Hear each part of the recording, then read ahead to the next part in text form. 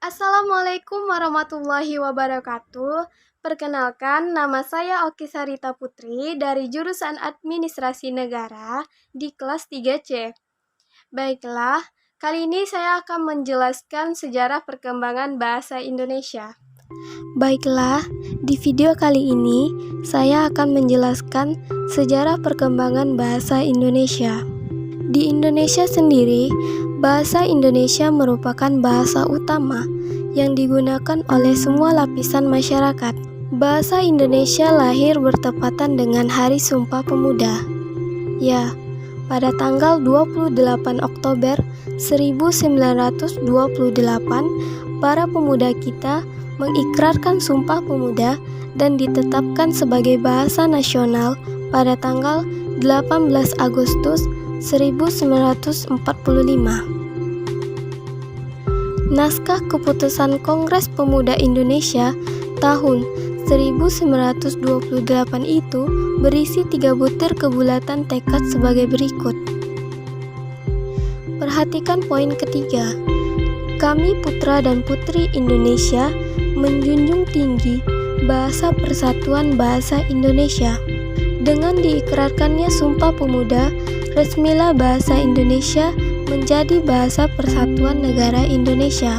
Bukti-bukti tersebut juga diperkuat dengan ditemukannya prasasti Kota Kapur hingga prasasti Karangrahi yang menggunakan bahasa Melayu. Bahasa Indonesia bersumber dari bahasa Melayu yang telah menyatu dengan bahasa daerah dan bahasa asing yang berkembang di negara Indonesia.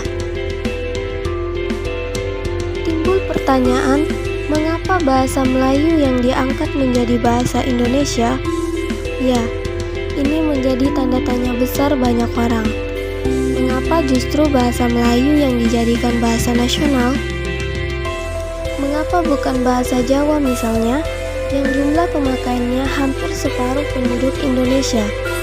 Juga, bahasa kesusastraannya sudah maju dibandingkan dengan bahasa Melayu? Atau, mengapa bukan bahasa Sunda yang dipakai oleh kurang lebih 20 juta orang? Bahasa kesusastraannya sudah maju. Nah, di sini saya akan menjelaskan beberapa alasan bahasa Melayu diangkat menjadi bahasa Indonesia. Ada 4 alasan mengapa bahasa Melayu diangkat menjadi bahasa Indonesia. 1. Karena bahasa Melayu sudah merupakan lingua franca di Indonesia, yaitu sudah menjadi bahasa pergaulan dan bahasa perdagangan. 2. Karena sistem bahasa Melayu sederhana dan mudah dipelajari.